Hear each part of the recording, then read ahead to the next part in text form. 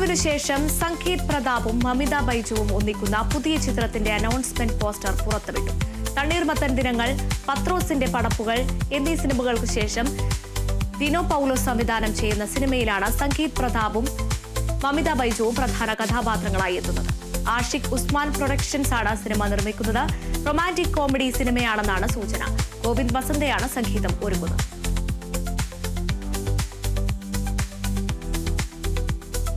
27ാമത് Shanghai international film ഫെസ്റ്റിവലിൽ മികച്ച നടിയായി തിരഞ്ഞെടുക്കപ്പെട്ട Meenakshi Jayan Asian new talent വിഭാഗത്തിൽ മികച്ച നടിക്കുള്ള ഗോൾഡൻ ഗ്ലോബറ്റ് പുരസ്കാരത്തിനാണ് മീനാക്ഷി അർഹയായത്.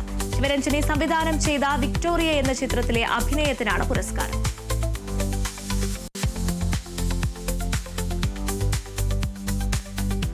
ബിബിൻ ജോർജ് നായകനായി ക്യാമ്പിംഗ് പ്രമേയമായി ഒരുക്കിയ ആദ്യ മലയാള സിനിമ കൂടൽ ജൂൺ 27-ന് തിയേറ്ററുകളിൽ എത്തും. സംവിധായകനും നടനുമായ ബേസിൽ ജോസഫ് തന്റെ സോഷ്യൽ മീഡിയ ഹാൻഡിലൂടെയാണ് ട്രെയിലർ പുറത്തിറക്കിയത്. പേരുപോലെ അപരിചിതരായ കുറച്ചുപേർ ഒരു ക്യാമ്പിലേക്ക് എത്തപ്പെടുകയും അവിടെ വെച്ച് നടക്കുന്ന ഒരു സംഭവമാണ് ചിത്രത്തിന്റെ പ്രമേയം.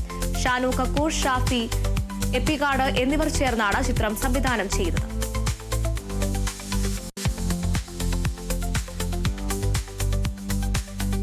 യൂണിക്കോൺ മൂവീസിന്റെ ബാനറിൽ സജീർ ഗഫൂർ നിർമ്മിക്കുന്ന ചിത്രം മീശയുടെ ടീസർ പുറത്ത്. MC ജോസഫാണ് ചിത്രത്തിന്റെ രചനയും സംവിധാനവും നിർവഹിച്ചിരിക്കുന്നത്. വനത്തെ പശ്ചാത്തലമാക്കിയിട്ടുള്ളതാണ് ടീസർ. കതിരൻ, ഹക്കീം ഷാ, ഷൈൻ ടോം ചാക്കോ, ജിയോ ബേബി തുടങ്ങിയവരാണ് ചിത്രത്തിലെ പ്രധാന കഥാപാത്രങ്ങളെ അവതരിപ്പിക്കുന്നത്.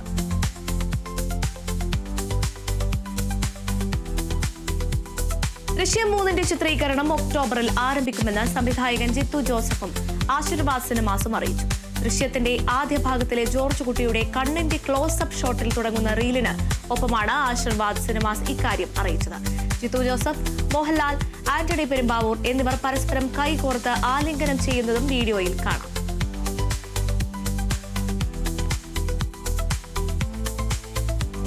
തെലുങ്ക് നടൻ പവൻ കല്യാൺ നായകനായി എത്തുന്ന big budget period cinema Hari വീരമല്ലുവിന്റെ റിലീസ് തീയതി പ്രഖ്യാപിച്ചു. ചിത്രം ജൂലൈ 24-ന് തിയേറ്ററുകളിലെത്തും. തെലുങ്ക്, തമിഴ്, മലയാളം, കന്നഡ, ഹിന്ദി ഭാഷകളിലാണ് സിനിമ പുറത്തിറങ്ങുന്നത്. കേരളത്തിൽ ദുൽഖർ സൽമാന്റെ ഉടമസ്ഥതയിലുള്ള വേഫറർ ഫിലിംസ് ആണ് ചിത്രം വിതരണം ചെയ്യുന്നത്. കൃഷ് ജഗർലമൂഡിയും ജ്യോതി കൃഷിയുമാണ് ചിത്രം സംവിധാനം ചെയ്യുന്നത്. നിധി അഗർവാളാണ് നായിക.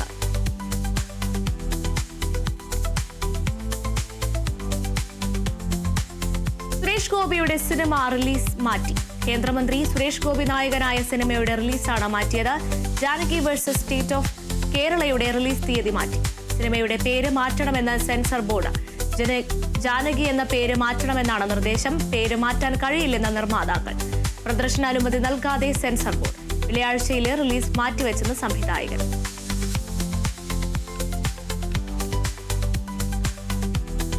വിജയിയുടെ 51ാം പിറന്നാളിന് ആരാധകർക്കുള്ള സമ്മാനവുമായി ജനനായകന്റെ ടീസർ എത്തി.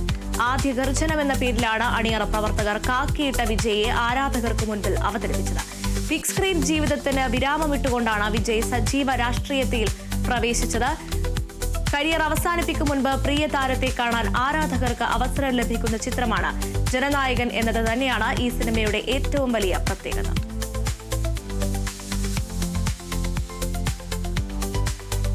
മികച്ച റിവ്യൂകൾക്കിടയിലും അമീർ ഖാൻ ചിത്രം സിതാരെ സമീൻ ഭറിന് ബോക്സ് ഓഫീസിൽ പതിഞ്ഞ തുടക്കം. ആദ്യ ദിന കളക്ഷനിൽ ചിത്രം അക്ഷയ് കുമാർ ചിത്രം കേസരി ചാപ്റ്റർ 2വിനെ മറികടന്നെങ്കിലും സൽമാൻ ഖാന്റെ സിക്കന്ദറിനെ പിന്തള്ളാനായില്ല.